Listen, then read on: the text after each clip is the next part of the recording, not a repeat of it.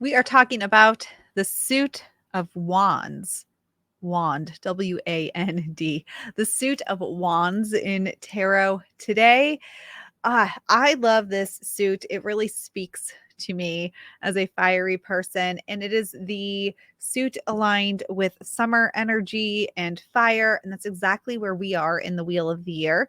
So I think it's a delightful one to dive into. And we're going to explore it from the view of experience and how our shadow might show up as we experience creativity and success and passion in our lives. If the word witch makes you feel full of power and excitement, if you love personal development but loathe boring love and light conversation, if a sexy combo of witchery and inner work piques your interest, you're in the right place. Welcome home, Magic Maker, and welcome to Expedition to Soul, the podcast brought to you by the Sisters Enchanted. Welcome to today's episode of Expedition to Soul. I'm Sarah, founder of the Sisters Enchanted. So excited to have you here. This episode of the podcast is a tarot episode. Now, I will say I don't love to teach tarot, what I would say in a vacuum, what I would call teaching in a vacuum. The reason for that is because I think that lots of people turn to tarot for answers, like immediate answers to a problem, rather than using tarot as a tool to access wisdom or guidance, or to ask yourself some powerful questions about how you might change your perspective, or angles in your conscious awareness that you might not be considering. Coming up with questions to ask yourself. I love using tarot as a tool to actually come up with questions. I think that's so powerful. The things we think and what becomes available to us really rise to the quality of the questions that we're able to ask ourselves and the dreams we are able to dream. And tarot can help with that. So for that reason, I don't love to teach tarot by itself, because I do think that at some point, learning tarot, memorizing the cards, knowing how to do a tarot reading becomes one of those spiritual crutches where it's just another thing that we do. And then, a couple hours later, life is the same. It's all lifey all over again. And we haven't done the inner work to match what the tarot is bringing forward for us. But I do love to look at the story of tarot, and in honor of a tarot event that we are hosting for our student community. So if you are a student who participates in our magical self-care, Born Magic program, Holistic Witchery, Enchanted Journey, Tarot Throwdown, you have access to this event. And if you want to register for Tarot Throwdown, you can also have access to this event. We are teaching this in August, or hosting it rather in August. So be sure to check that out. We'll put the link in all the links places. But I want to talk about the suit of wands. Now I'm going to talk you through the suit, but let's talk quick about the representation with the elements. Or the alignment. So every suit in tarot, the minor arcana suits is aligned with one of the four elements: earth, air, fire, water. Wands is aligned with the element of fire. Summer is aligned with the element of fire. And if you know your expansion archetype, then you know that the adventurers, if you've taken that class or you are an adventurer, that's aligned with the element of fire. There are the zodiac signs, Aries, Leo, and Sagittarius aligned with fire. So lots of fire brimming about. And we are, when's this podcast coming out? A couple weeks shy of Leo season. So more fire there. And in the Queen of Wands, actually, which I will talk about, we see a sunflower traditionally. And that is one of the harvest symbols for the first harvest festival, Lunasaw, which happens right at the beginning of August. It's the midpoint between the first day of summer and the first day of fall. So a lot of all this lines up with tarot, elementally, seasonally. This is our fire suit. Now, with the suit of wands, we can consider experience. And in the summer, we also do shadow work. It's the time to tap into our inner child, get playful, We've got creativity energy, we've got fire energy, we've got passion energy about us in the summer. This is an opportunity to work on your inner child, get playful. That all ties into shadow work and healing these shadow elements of ourselves that hold us back.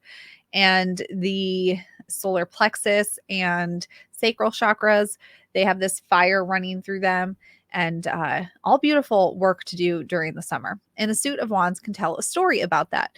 So the story of the Suit of Wands, when you put them in order from ace through 10, tells this journey of a possibility. It tells a journey of experiencing possibility. If you want to look at the creative element of fire, this creation element, what happens when you do birth something creative? How do you experience that? Like putting yourself out there to be visible. Think of the sun shining down, this solar plexus visible energy. What happens when you put yourself out in the world to be visible under the sun? Shadows come up. Shadows come up. And we can see that in the story of the Suit of Wands. So I'm going to go ahead and start walking you through it. With the Ace of Wands, we have a hand that is kind of coming out of the clouds and holding a wand. A wand is simply like a big stick, a small branch, a big stick. In the traditional imagery, the branch or big stick, the wand, has green leaves on it to indicate that it's very much alive and it's still in the creative energy. It's still in that production sort of energy. It's still producing life. And that's that creative life source that is in the wood, in the wand, right? So with the ace, it's being presented. And this is the spark. It's the spark of the fire. It's the inspiration, the creative spark, the first inkling of a passionate thought, something to come into the world. That's what we see with the ace. So pretty simple there. The second card in the Suit of Wands, the Two of Wands, features a person standing between two wands and holding what looks like a globe in their hands, and they are kind of like looking out in a landscape, and there's water. So this indication of kind of dreaming, planning, like looking out. The spark has been ignited, and now you're looking out at this globe, looking out at all the possibility. What are the ways in which this creative spark, this passion, can come into being? What route am I going to take? How am I going to create this into being, right? This journey, this passionate spark, how's it going to come into being? That's what we see with the Two of Wands, the second card in the Wands suit.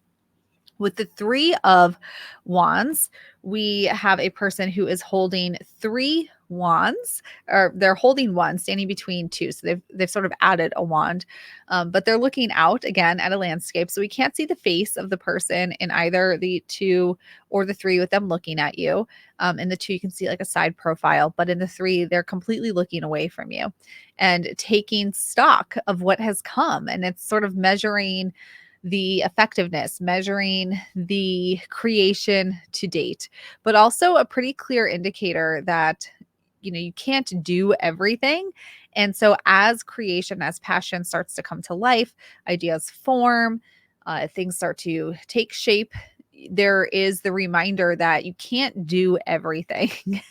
You might have the creative zest and the desire to do everything, but you really can't do everything. You've got two hands and three wands. And so we start to sense a little bit of like, all right, the success is coming, but it's already clear that there is going to be some kind of conflict along this tail, because we can't carry all three. Like the weight of all the ideas, the weight of all the creation will eventually become cumbersome. After the Three of Wands, we have the Four of Wands, and this is sometimes called the marriage card. You see the four wands put together with a like a leafy vine swag over it. I think there's grapes on it, which is a abundance and fertility symbol. Abundance, really, grapevines. And there are two people that look like they might be getting married, like walking under it. But really, it's this celebration. So there's been a creative spark. There's been a passion spark, a spark of opportunity, future. When we think of creation, creation comes in relationships, it comes in projects, it comes in ideas, but this is where the project, the spark, and the person, the community has been unified. So whatever has been put out into the world, this is the coming home to your community, coming home to yourself. You are now like one with the outcome of the passion of that spark that has been put out into the world. Then we see the 5 of Wands, and this is the conflict. The 5 in the minor arcana is always the conflict part. And there are 5 people each holding a wand, and they seem to be like stuck or arguing or like having trouble coming together. Their wands are all locked up in the air, almost like they're building something but can't quite make it happen. And this is really just that struggle. So, what is the path forward? What happens now? Is there a disagreement over the passion project, over the creative spark? Is the fire burning out? How do we come together to get a resolution to this? What is the next step? And this could be a struggle with your own self, like maybe something in your life you had a lot of creative prowess for, a lot of passion for it, and now it's fizzling out and you're having an internal dialogue about like, well, maybe I'm not good enough. Maybe it was a dumb idea. This is where the shadow starts to come up, where the initial playfulness of summer, the playfulness of passion and creation, it starts to fizzle when your shadow starts to appear. This could also be with others. Maybe if we think of the marriage card literally as like with another person, that we come together in a creative, a passionate union, and now there's conflict. Was this the right choice? Can we see the future in the same way? Are we going to come together on this? But this is where we start to bring up the shadow. What starts as playfulness, creativity, as the light gets bigger, as the sun shines as passionate energy on the situation, the shadows start to appear and the conflict starts to appear with it. Then we have the 6 of Wands, which depicts a person riding on a horse, kind of like looks like maybe they're in a parade. There's a wreath on the person's head and on the wand that they're holding, and it very much has this parade vibe, like that they are like walking through a crowd and being praised.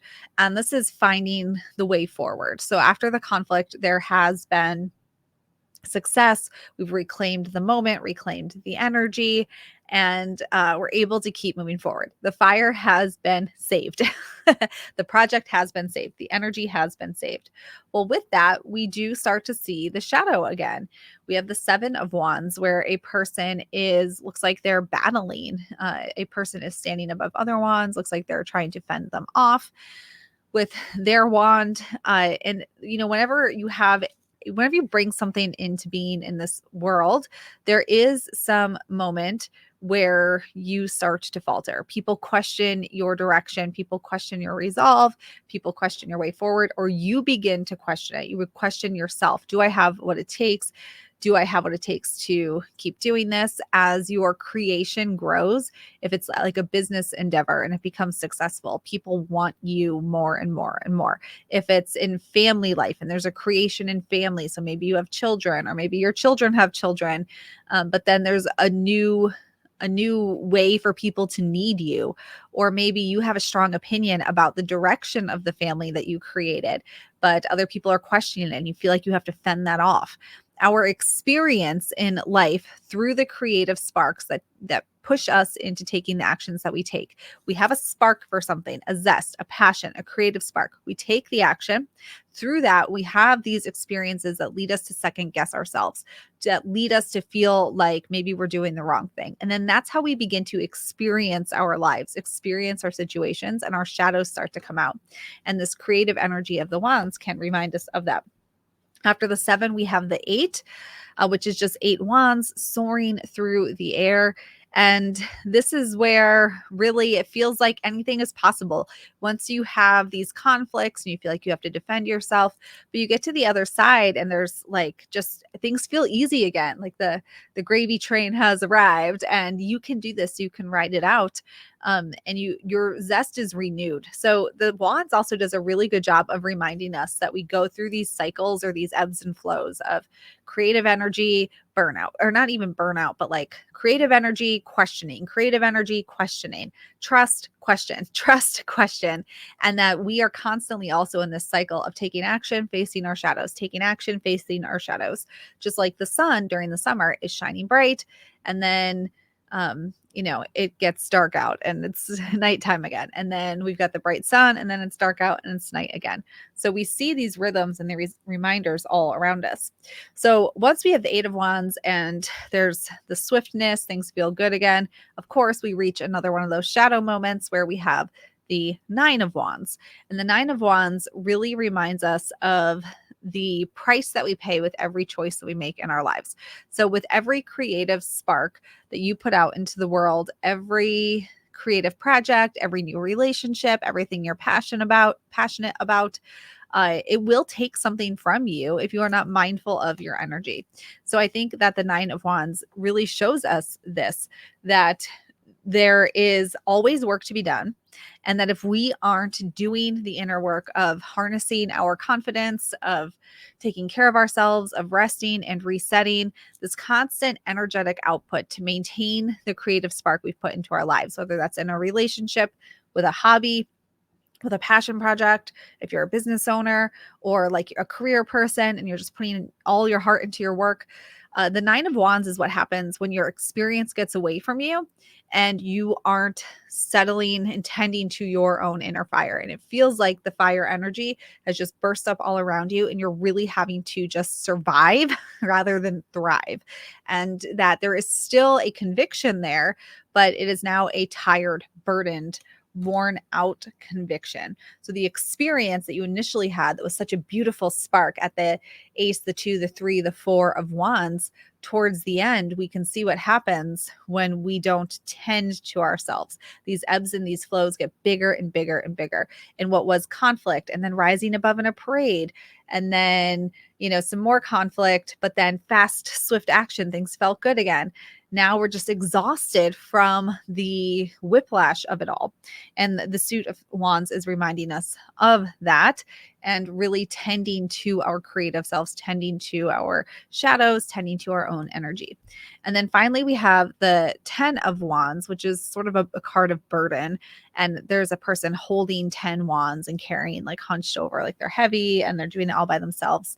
And that's, I think, the burden that comes with energetic output and not tending to yourself to be able to maintain all of that energetic output.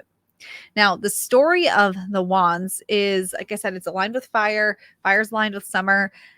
And I love it because it really teaches us about I think that the journey of creativity, the journey of passion and creation. So when I say creativity, I don't just mean like painting and art.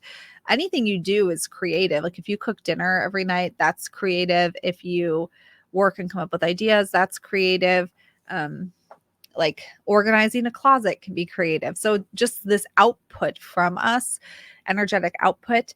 And so at the beginning, everything seems fun and possible. Like think of it if you go to clean out a closet and how you're like, oh my gosh, I'm gonna really tackle this. It's gonna be great. I'm gonna buy bins and baskets and containers. It's gonna be like a closet no one's ever seen before. And then by the end, you're exhausted. There's stuff all over the floor. You've lost your energy. You don't want to put the stuff away. You're like, whose idea was it to clean out this closet?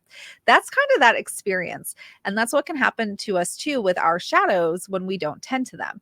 So we decide, like, I'm going to apply for a new job, or I'm going to talk to my partner about this element of our relationship, or I'm going to go on a health journey and I'm going to be able to do this hike I always wanted to do, or go swimming, wear a bathing suit, and like these things that you might want to do. And so the creative spark at the beginning, it feels so possible and like anything is within your reach and you can do anything at all. And by the end, though, if we don't tend to our shadow selves, these emotional experiences that come up along the journey will leave us feeling burdened and like failures. And that's really the reminder of the Suit of Wands, is to consider how you're experiencing the journey that you're on right now in terms of the thing that you have a passion for right at this moment in time. Of course, we also have the court cards, the Page of Wands, which is like a very grounded fire, the Knight of Wands, which is the person who definitely needs to slow down. The Queen of Wands, though, is holding that sunflower, which is very much the harvest energy. So this is emotional heat and really the transition. So the summer is fire, autumn, fall season is aligned with the energy of water.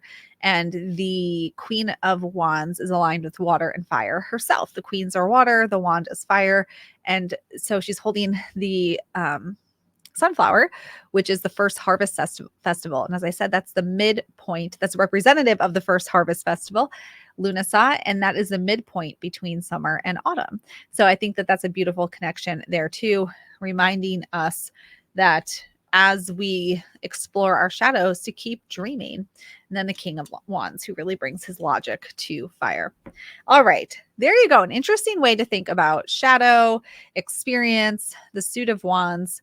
A little talk through for you there. I'm not an advocate of memorizing the tarot whatsoever. And I think that you learn by doing. So if you found this interesting, lay out the suit of wands, walk through it again, listen to the podcast while looking at the pictures. And if you want to dive into tarot more, join us in Tarot Throwdown. And we would love to have you as part of our tarot event we're hosting in August. But think about your experience and where did you have a zest for something and then the emotional burden of it just became too much. And maybe you went from enchanted to disenchanted. And what can we do to bring that spark back for you? That's the question. How can you bring the spark back? And if you have a new spark, what are you going to do to manage the energy and experience that comes with a creative spark, a new passion, a new pathway that feels passionate? What are you going to do about that? All right, y'all. Thank you for hanging out with me for today's episode of the Expedition to Soul podcast. And until next time, I hope that you have an enchanted rest of your day ahead. If you love the podcast, be sure to leave us a rating or a review. That helps us to get the word out about all we're doing here at the Sisters Enchanted. Thanks for being part of our community, and we'll see you in the next episode.